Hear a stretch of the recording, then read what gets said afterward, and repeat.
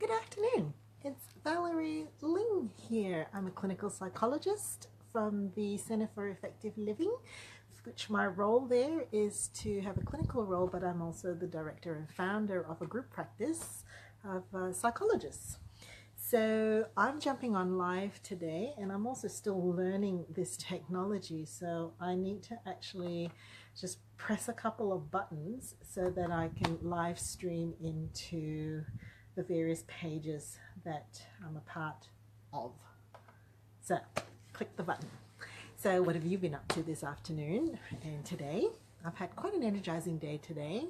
My morning started with talking to a group of educators who have a heart and a passion for helping students who finished their Year 12 program here in New South Wales and who may not want to go on to the next port of study. It might be tertiary or whatever it might be, and might want to take a gap year, a Year 13 year.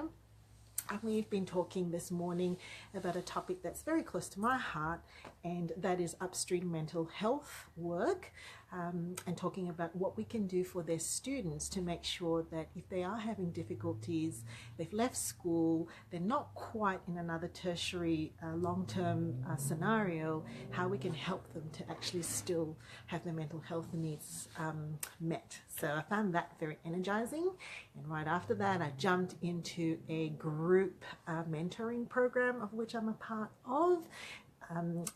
A group of psychologists all around Australia, and we get together every week online and provide some support and coaching to one another. So all in all, I've had a really energizing day, and literally sitting here in my backyard. I did do one take before this, but the dog was barking and all sorts of stuff was happening, and I thought, oh goodness me, let's just redo the whole thing. Why am I doing a Facebook Live? Well, plain and simply because we have the technology now to bring the discussion of mental health and the challenges that we face every day with our mental health to a public forum. And one part of that is hoping that we can reduce some stigma and perhaps kind of reduce the anxiety that it might take to see a psychologist. And the other part of it, also live streaming into our clinic, our practice page, is to link arms with the clients that come through our practice and say, you know what, you're turning up every week to your therapy sessions.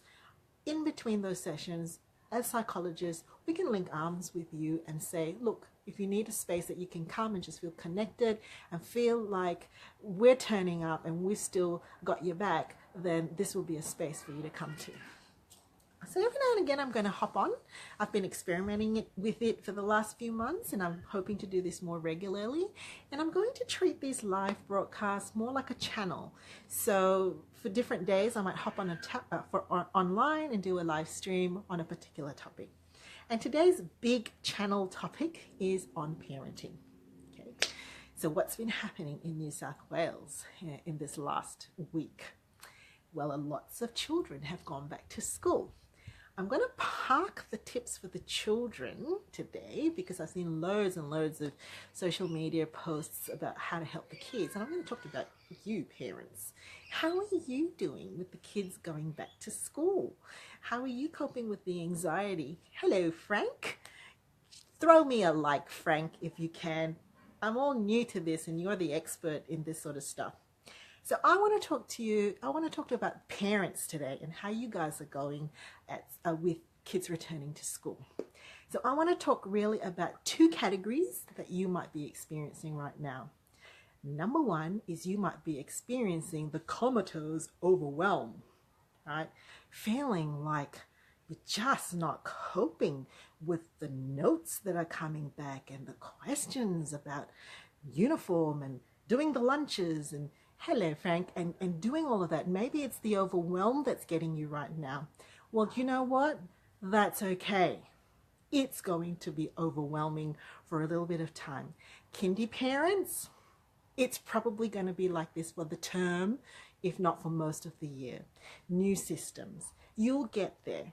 And the main thing is to pace yourself out. The best thing that you can do for yourself, guys, is in the morning Give yourself a lovely morning start before it all begins. Do you have a little bit of morning routine for yourself? Maybe you need to have a cup of tea or a cup of coffee just in a quiet space before everybody wakes up. Number 2, make a plan. If you're feeling overwhelmed, just list all the things that you actually don't have an answer for. List all the things that you're confused about. List all the things that you're not sure about. Group them up, bundle them up. Talk to someone in your family. If you've got a partner, talk to them. You might need to call a friend. You might need to call someone who's got kids a little bit older than you. Reach out. And if you don't, maybe it's okay even if in a week or so you might contact the teachers and have a chat with them. Okay, so make a list, make a plan. The next thing is make a list of all the things you're doing well with, right?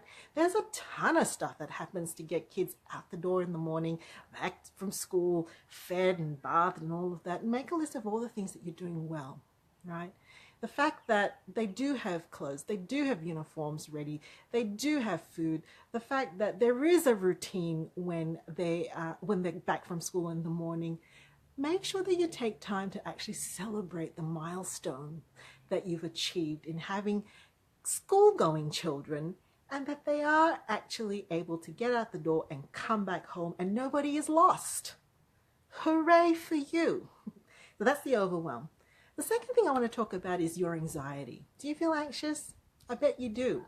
Which parent doesn't, right?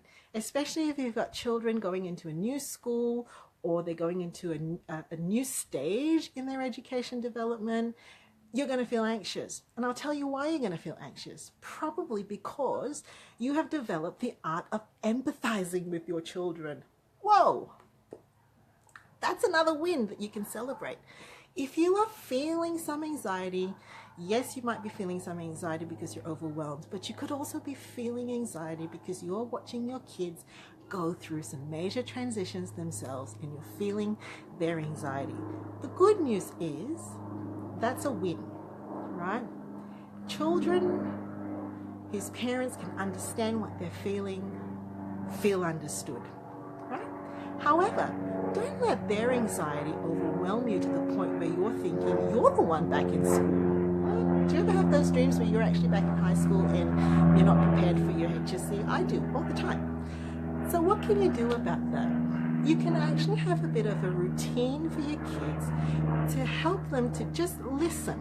Let them come back. When they've come back from school, they're going to be loaded because you know why?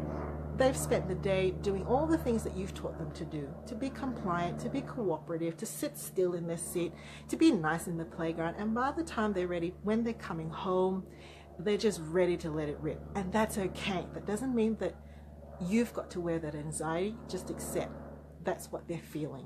It's okay. And in the morning, if you're watching them and they're getting anxious as to, you know, whether they're going to be late for school, they're going to make a mistake, whether their shoes are going to be the right shoes. If you've got older kids, that's okay. Acknowledge what you're feeling because more than likely you're acknowledging what they're feeling, right? It's all right. Stay calm, go with the plan, problem solve with them, and then let it go, right? And remember that at the end of the day, every day is a new day, and children by and large do start to settle into routines, and by and large will get a sense of rhythm and routine. And while you're experiencing their anxiety of the ups and downs, they're just thankful to have someone who understands, who's there to help them to figure out a way to calm down those emotions and to have a regular routine once they're at home that helps them to feel familiar and safe.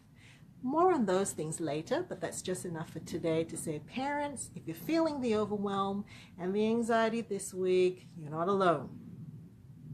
Catch you later.